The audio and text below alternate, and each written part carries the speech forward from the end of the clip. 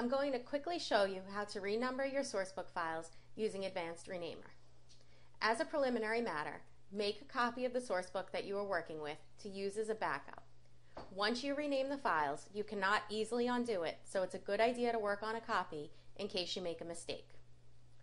When you are in the Renamer, begin by adding the directory containing your Sourcebook to the list.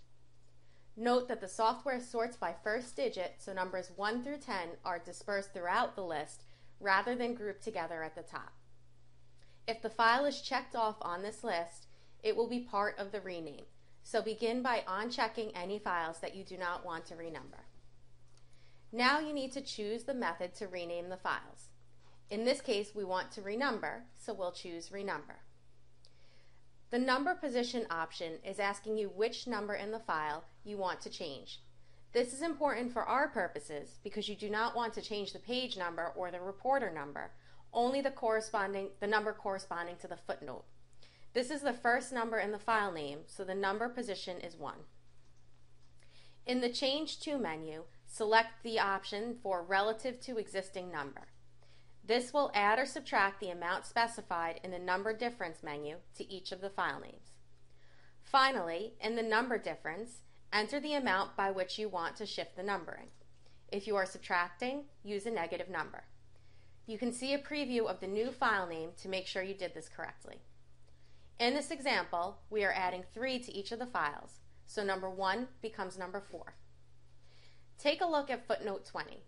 The software is smart enough to realize that when it renames this file, it is going to have the same name as a pre-existing file. In order to avoid problems with this, uncheck any file names that are showing in red so that they are not changed just yet. For our journal, we don't put a 0 in front of any of our numbers, so use the no padding option for the 0 padding. Finally, you want this change to apply to the file name only, not to the extension, so choose Apply to Name.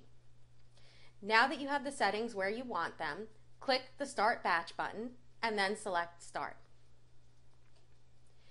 Now you have a list showing only those files which you had excluded from the list the first time.